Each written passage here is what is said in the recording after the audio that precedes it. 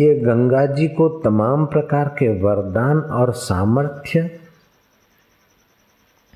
संपन्न करके कौन लाया धरती पर? बोले भगीरथ राजा। राजा भगीरथ राजपाट का सुख भोग कर अंत में विवेक का दीप जगा उनके चित्त में कि इतना वैभव, इतना सुख भोगने पर भी आखिर देखा तो आयुष्य क्षीण हो रहा है।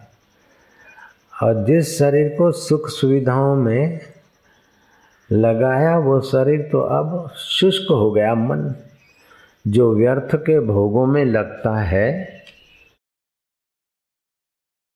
व्यर्थ के दुनिया के मजों में लगता है, वो धीरे धीरे रोगग्रस्त होकर शुष्क मना हो जाता है। तो जीवन में नीरसता आ जाती है। व्यर्थ चिंतन से, व्यर्थ भोगों से जीवन में नीरसता आ जाती है। उस नीरसता का नाश करने के लिए उपाय भी बताए महापुरुषों ने। नीरसता, व्यर्थ चिंतन से, व्यर्थ भोगों से नीरसता आती है। तो व्यर्थ चिंतन नीरसता का जनक है। लेकिन उदारता, दान पुण्य शुभ कर्म करना, उदारता, प्रसन्नता और प्रेम, ये नीरसता को खाकर स्वाधीन जीवन, प्रेममय जीवन और उदार जीवन का आरंभ करा देता है।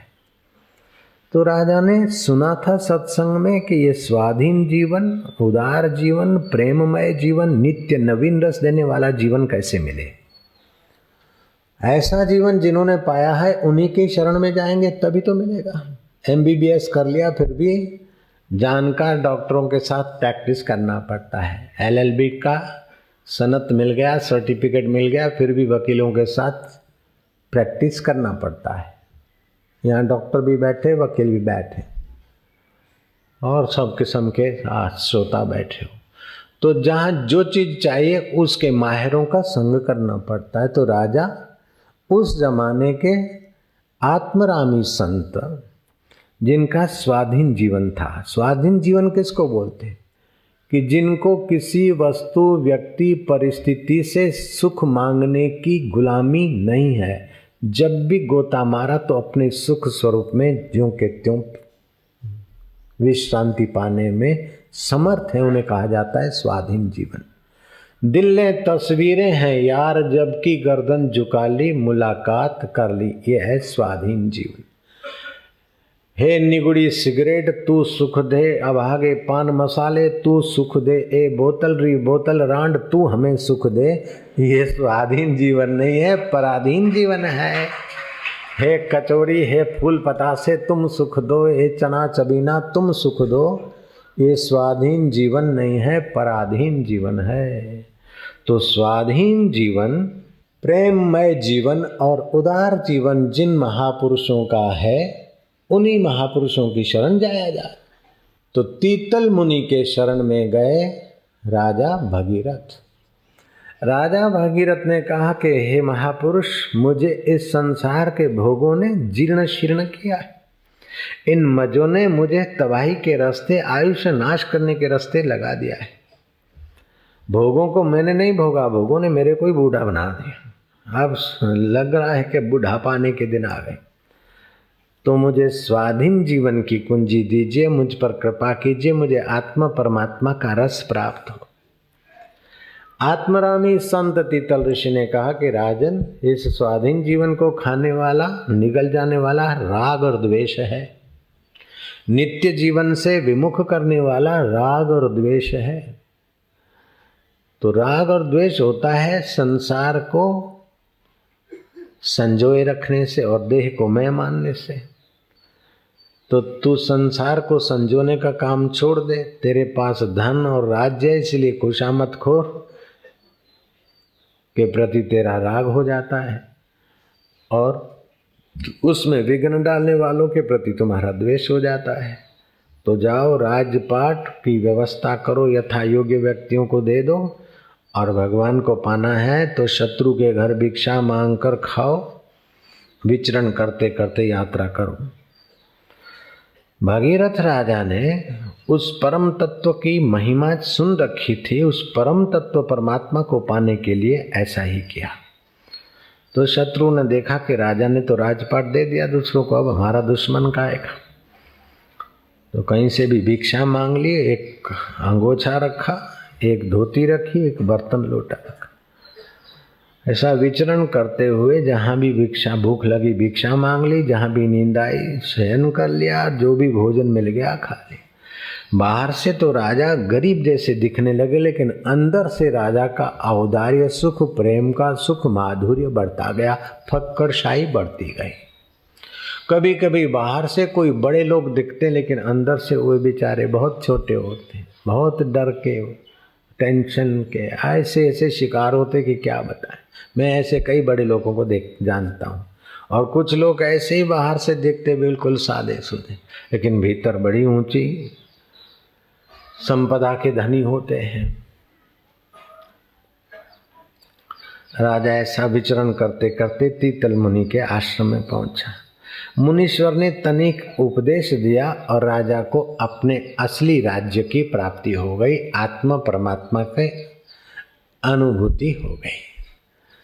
तीतल मुनि के आश्रम में रहने के पश्चात मुनीश्वर ने कहा, राजन अब तुम ज्ञात ज्ञेय हो गए हो, जो जानना चाहिए वो जान लिया, पाना चाहिए वो पा लिया है। अब सारा विश्व तुम्हारा है, कहीं भी विचरण कर सकते।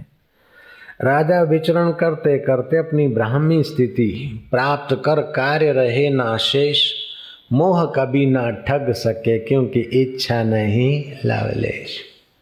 पूर्ण गुरु कृपा मिली, पूर्ण गुरु का ज्ञान। तो तीतल मुनि का ज्ञान मिला और विचरण करते करते कुछ समय के बाद एक ऐसे नगर में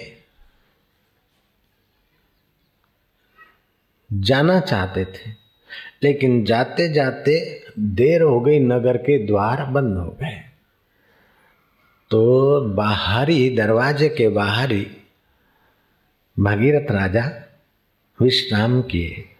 देवयोग से उस नगर का ये नियम था कि राजा मर जाए तो हथीनी सजाकर उस पर कलश रखकर उसे नगर में घुमाया जाए और योग्य व्यक्ति को हथीनी स्नान करा देगी, वो कलश ढोल देगी उस पर, वही व्यक्ति राजा बनाया जाएगा।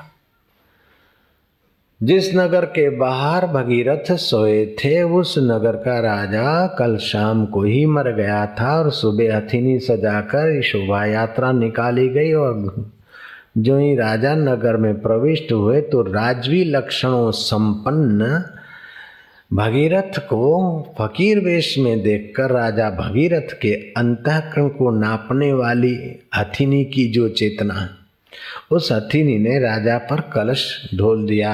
भगीरथ राजा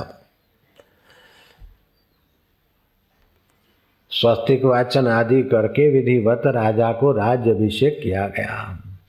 अपना राज्य तो छोड़ दिया, लेकिन राज्य का भोग लिखा है तो कहाँ जाए। अवश्यमेव भोक्तित्वम कृतम कर्म शुभाशुभम।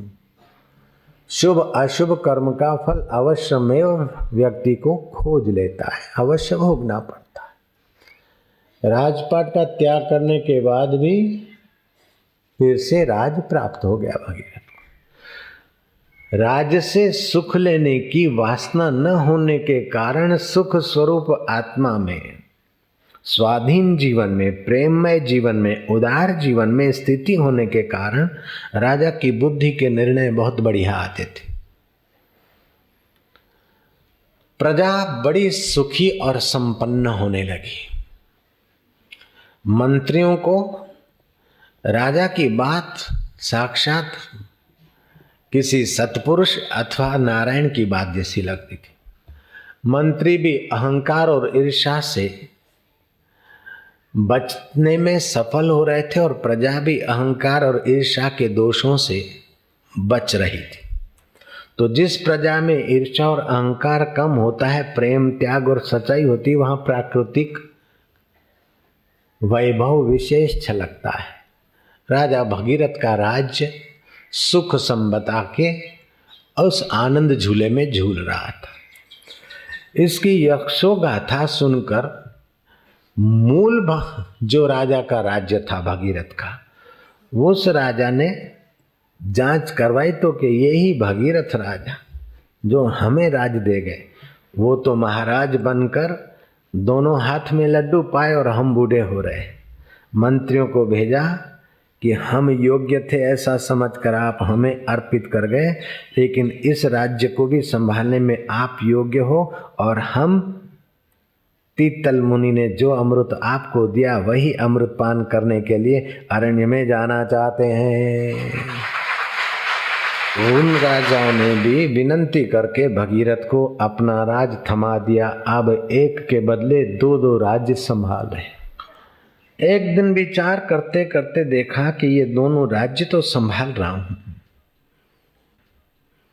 लेकिन इन दोनों राज्यों के लोगों का ही मंगल हो, भला हो, इतना मेरा सीमित जीवन क्यों? शास्त्रकार कहते हैं सनकादि ऋषियों ने नारद जी को कहा कि वो नर रूप में साक्षात नारायण है, जो मनुष्यों के उद्धार के लिए सोचता और उनको धर्म के रास्ते लगाता है।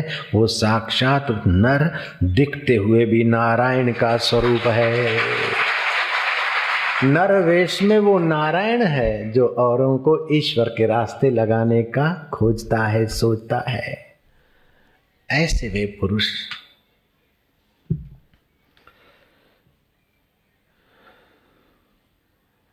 विचार करते कि मनुष्य पाप ताप में अपना जीवन बिता रहे, उनका उद्धार, और अपने कुल के राजा सगर राजा के पुत्र ऋषि के श्राप से भस्मीभूत हो गए और वो कार्य अधूरा रह गया है। वशिष्ठ महाराज कहते, हे राम जी, जैसे गेंद खेलने वाला खेलते खेलते दोनों गेंदों को छोड़ दे, ऐसे ही उन दोनों राजों को गेंद समझकर इस महान जीवन का अनुभव करने वाले राजा भगीरथ ने दोनों राज्यों को छोड़ दिया और एकांत में चले गए। सामर्थ्य को पाने के लिए और सामर्थ्य के तत्वों को समझने के लिए एकांत रूपी पाठशाला है और मौन उसका पाठ है। एकांत ही पाठशाला है और मौन ही उसका सबक है। एकांत गुफा में मौन रहकर अपनी वृत्तियां परब्रह्म परमात्मा में स्थापित की, और ज्यों ज्यों वृत्तियां शांत होती गई त्यों त्यों सामर्थ्य आता गया। शांति और सामर्थ्य की कुंजी योग में है, वही योग मैं आपको सिखाना कराना चाहता हूं। अब भगीरथ जैसी यात्रा तो आप हम कर लें, ये संभव हो या न हो, लेकिन कुछ यात्रा करने से भी बहुत लाभ होता है। भगीरथ ने एकांत रूपी पाठशाला में मौन रूपी पाठ को पक्का कर लिया। न किंचित अभी चिंतित, कुछ भी चिंतन नहीं। व्यर्थ का चिंतन तो छूटा सार्थक चिंतन से, सार्थक चिंतन भी छूट गया सार्थक स्वरूप परमात्मा में स्थिति पाने से। तो सगर राजा के जो पुत्र ऋषि के श्राप से भस्मीभूत हुए थे, उनको मुक्ति दिलाने के लिए और मनुष्य जाति का मंगल करने के लिए भगवान नारायण का स्मरण किया, और नारायण को इस बात पर राजी कर दिया कि स्वर्ग में बहती गंगा मृत्युलोक में भेजेंगे, लेकिन उनको कौन धारण कर सकेगा, उसकी भी व्यवस्था करने के लिए ध्यान धरने वाले भगीरथ ने भगवान शिव जी का ध्यान किया, आह्वान किया, और शिव जी को प्रसन्न कर लिया कि स्वर्ग से उतरी गंगा को आप अपनी जटाओं में धारण करें। सगर के 60,000 पुत्र कैसे मृतक हुए कि वे अश्वमेघ यज्ञ करना चाहते थे। यज्ञ का घोड़ा छोड़ा और यज्ञ का घोड़ा गंगा सागर जिसको कहते हैं कलकत्ता के पास हुंगली, वहां किसी ऋषि ने पुत्र रख दिया था और बेटों ने उनसे तुतुमे की और नेत्र खोलकर उनको भस्मीभूत कर दिया। अब उनके उद्धार के लिए प्रयत्न किए गए, लेकिन अपने जीवन में सगर राजा उनके उद्धार के प्रयत्न न कर पाए सफल, तो उनके पौत्र अंशुमान ने प्रयत्न चालू रखा। अंशुमान भी अपने प्रयत्नों को पूर्ण करने में सफल नहीं हुए, तो फिर उनके पुत्र दिलीप राजा ने प्रयत्न किया और पिता का प्रयत्न पूर्ण न है तो पुत्र उस काम को पूर्ण करे, तो भगीरथ, दिलीप के पुत्र भगीरथ ने वो कार्य पूर्ण किया, धरती पर गंगा जी को लाने में सफल हुए। कथा कहती है कि जिस मृतक व्यक्ति की राख या हड्डियां को भी गंगा जल छू लेता है, गंगा में प्रवाहित हो जाते, उनकी भी दुर्गति में से सदगति हो जाती। तो भगीरथ ने गंगा जी को लाकर सगर राजा के पुत्रों का तो उद्धार किया, लेकिन मनुष्य मात्र के लिए एक महातीर्थ का सर्जन कर दिया। पाप नाशिनी मां गंगा का आवाहन किया और गंगा ने प्रश्न किया कि भगीरथ, तुम्हारी तपस्या से नारायण प्रसन्न हुए, शिव प्रसन्न हुए और मुझे आने का आदेश, लेकिन लोग मुझ में नहाकर पाप डाल जाएंगे तो मेरा क्या होगा। मैंने पाठांतर से अलग अलग कथाएं सुनी पढ़ी है कि ये प्रश्न गंगा जी ने ब्रह्मा जी से भी किया था और ब्रह्मा जी ने कहा कि जो आत्मरामी संत हैं गंगा जी, वो तुझ में नहाएंगे तो तू निष्पाप हो जाएगी और लोग तुझ में नहाएंगे तो वो लोग निष्पाप हो जाएंगे। तो ये गंगा जी तो अच्छी है, पाप नाशिनी है, लेकिन परमात्मा ध्यान और परमात्मा ज्ञान को पाकर जो आत्म गंगा में पहुंचे हैं, ऐसे पुरुष गंगा जी में गोता मारते तो गंगा जी विशेष प्रसन्न होती है। तो ये भागीरथी गंगा, भगीरथ लाए इसलिए से भागीरथी गंगा कहते हैं।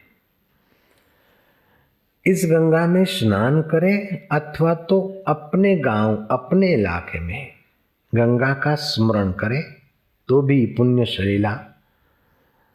वाराणसी, प्रयाग, हरिद्वार आदि तीर्थों से गुजरने वाली ये गंगा स्मरण से भी पुण्य भाव प्रगटाती है।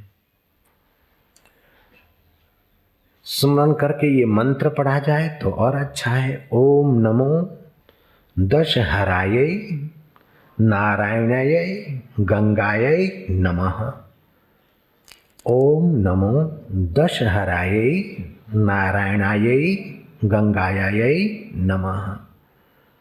मृत्यु काल में भी इसका स्मरण करते करते अगर कोई प्राण त्याग कर देता है तो शिवलोक, शिव का भक्त शिवलोक को प्राप्त होता है, हरि का भक्त हरिलोक को, विष्णु के लोक को प्राप्त होता है।